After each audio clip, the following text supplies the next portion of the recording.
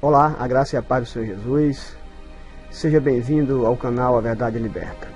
Meu nome é Romildo e hoje eu quero compartilhar com você uma passagem da Palavra de Deus que se encontra na primeira epístola do apóstolo João, no capítulo 3, versículo 1 e 2, que diz assim: Vede quão grande amor nos tem concedido o Pai, que fôssemos chamados filhos de Deus. Por isso o mundo não nos conhece, porque não o conhece a Ele. Amados, agora somos filhos de Deus, e ainda não é manifestado o que havemos de ser. Mas sabemos que quando Ele se manifestar, seremos semelhantes a Ele, porque assim como é, o veremos. Amém? Então, você que me ouve, neste momento eu quero estar compartilhando com você essa passagem e dela nós vamos extrair algumas verdades de grande importância para a nossa vida, para a nossa comunhão com Deus, para a nossa caminhada cristã. E essa meditação é uma breve meditação, mas que, creio eu, vai produzir em nós grandes transformações se nós entendermos e aplicarmos ela na nossa vida. Veja só a importância, o grau de importância dessas verdades que são colocadas aqui pelo apóstolo João. Ele diz no versículo 1 que nós temos que olhar para um grande ato do Pai, né? Ele diz assim: vede quão grande amor nos tem concedido o Pai, que fôssemos chamados filhos de Deus. O primeiro entendimento, a primeira verdade que nós podemos aprender nesta passagem, neste versículo, é que o Pai, o Deus Todo-Poderoso, Ele nos concedeu, Ele derramou, Ele nos deu um grande amor. Ele derramou sobre nós o seu grande amor. E esse grande amor nos deu este direito, né, de sermos chamados filhos de Deus. Na verdade, este grande amor foi o sacrifício do seu Filho, o sacrifício de Jesus Cristo de Nazaré. Este sacrifício na cruz do Calvário é que nos concedeu que fôssemos chamados filhos de Deus. É que nos dá essa concessão, né, que nos justifica, que nos coloca nessa posição de filhos. O que nos leva também a entender de que antes não éramos chamados filhos de Deus, ou antes não éramos considerados filhos de Deus. Na verdade, não éramos filhos de Deus. O próprio apóstolo João, no seu Evangelho, no capítulo 1, versículo 11 e 12, ele vai expor isto de uma forma bem clara. A respeito do Senhor Jesus, da vinda de Jesus, ele diz que Jesus veio para os seus, mas os seus não receberam. Mas a todos quantos receberam, deu-lhes o poder de serem feitos filhos de Deus, a todos que creem no seu nome.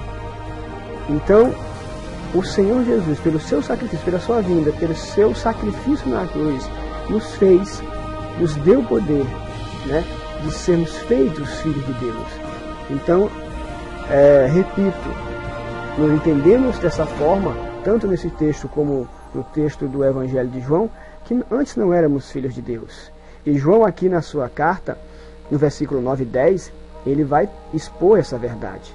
Ele vai dizer no versículo 9 que qualquer que é nascido de Deus não comete pecado, porque a sua semente permanece nele e não pode pecar, porque é nascido de Deus.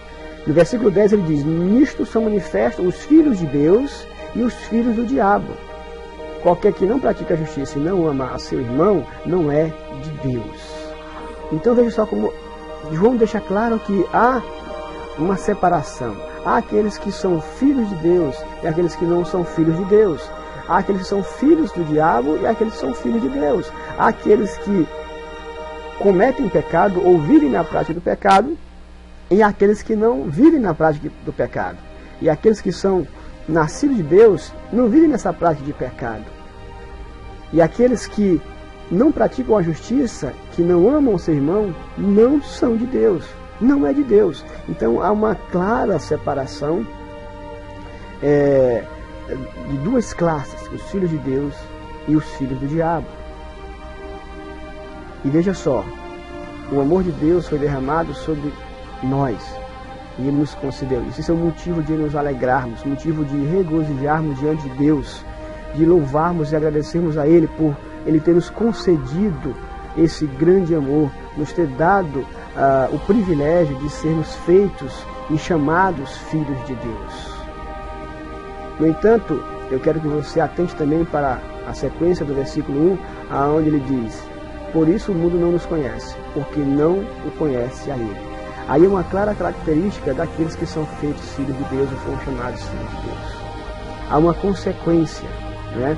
E essa consequência é que o mundo não nos conhece. Ou seja, essa sociedade de hoje, essa sociedade que vive na prática do pecado, como diz o versículo 9, essa sociedade, ela não conhece os filhos de Deus. Ela não pode nos conhecer. Por quê? Porque não conhece ao próprio Deus. É o que diz o apóstolo João. O mundo não conhece a Deus. O mundo não tem a mínima ideia de quem seja o Deus Pai Todo-Poderoso. E essa é uma, repito, é uma característica daqueles que são chamados filhos de Deus. Mas nós podemos perceber que hoje a verdade é que até no meio cristão, até no meio evangélico, o mundo, na realidade, tem conhecido os filhos de Deus. E os filhos de Deus têm conhecido o mundo. Conhecido no sentido de que o mundo não mais os rejeita. De que o mundo não é mais contra esses que são chamados filhos de Deus. Então tem alguma coisa errada aí.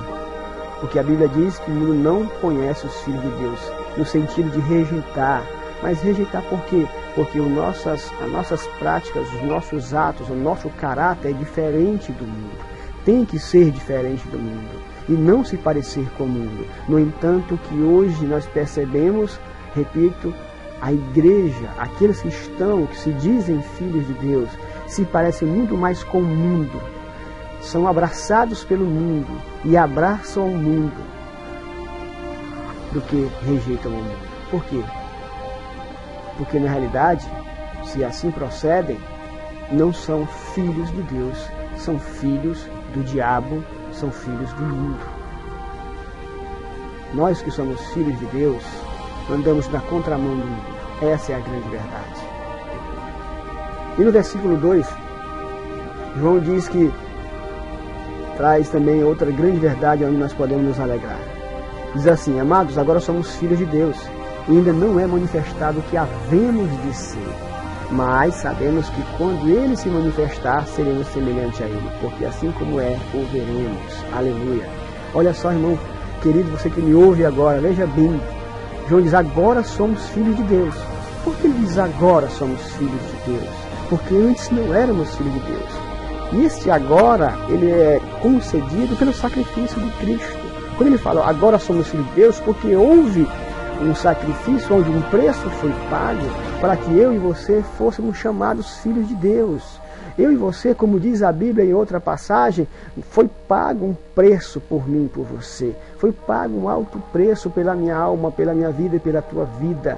Então, depois que esse preço foi pago, a Bíblia diz: agora somos filhos de Deus. Agora, neste momento, depois do sacrifício de Cristo, quando foi consumado, somos filhos de Deus. A todos aqueles que recebem ao Filho de Deus e creem no seu nome e têm Ele como Senhor de suas vidas. Isso é, repito, uma alegria para nós, um privilégio. Louvamos e adoramos a Deus por isso. E a promessa ainda prossegue dizendo: e ainda não é manifestado o que havemos de ser. Ou seja, nós ainda estamos neste mundo, ainda somos sujeitos às consequências do pecado, somos sujeitos às tentações, somos imperfeitos. Seremos aperfeiçoados a cada dia, de fé em fé.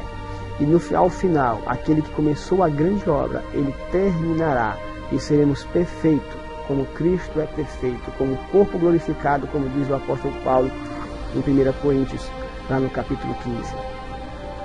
Mas uma coisa sabemos, como diz aqui o trecho, segunda parte do versículo 2 de 1 João. Mas sabemos que quando Ele se manifestar, seremos semelhantes a Ele, porque assim como é, o veremos.